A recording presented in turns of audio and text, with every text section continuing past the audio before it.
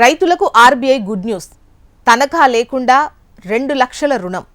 చిన్న సన్నకారు రైతులకు భారతీయ రిజర్వ్ బ్యాంక్ ఆర్బీఐ పెద్ద ఊరట కల్పించింది. రైతులకు పూచీకత్తు లేకుండా ఇచ్చే రుణాల పరిమితిని 1.66 లక్షల నుంచి 2 లక్షలకు పెంచింది.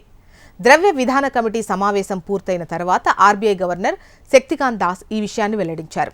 ద్రవ్య విధాన కమిటీ సమావేశం పూర్తయిన తర్వాత ఆర్బీఐ గవర్నర్ ఈ విషయాన్ని వెల్లడించారు. వ్యవసాయ పెట్టుబడి ఖర్చులు, మొత్తం ద్రవ్యోల్బణం పెరుగుదలను పరిగణలోకి తీసుకొని తాకట్టు లేకుండా వ్యవసాయ రుణాల పరిమితిని 1.6 లక్షల నుంచి 2 లక్షలకు పెంచాలని నిర్ణయించారు. తాకట్టు లేకుండా వ్యవసాయ రుణాల పరిమితి పెంపుకు సంబంధించి ఆర్బీఐ త్వరలో ప్రత్యేక సర్క్యులర్ జారీ చేయనుంది. ఈ రుణాలు పొందడానికి రైతులు హామీగా ఎటువంటి ఆస్తులను తాకట్టు పెట్టాల్సిన అవసరం లేదు.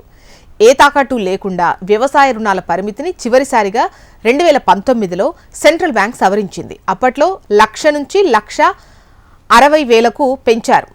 రైతుల మేలు కోసం చిన్న సన్నకారు రైతుల కష్టాలు, ఆర్థిక ఇబ్బందులు దృష్టిలో ఉంచుకొని ఫైనాన్షియల్ సర్వీస్ విభాగం 2019 ఫెబ్లో 3 లక్షల లోపు ఉన్న క్రాప్ లోన్లను ప్రాసెసింగ్, డాక్యుమెంటేషన్, తనిఖీ, లెడ్జర్ ఫోలియో ఛార్జీలను కూడా మాఫీ చేసింది.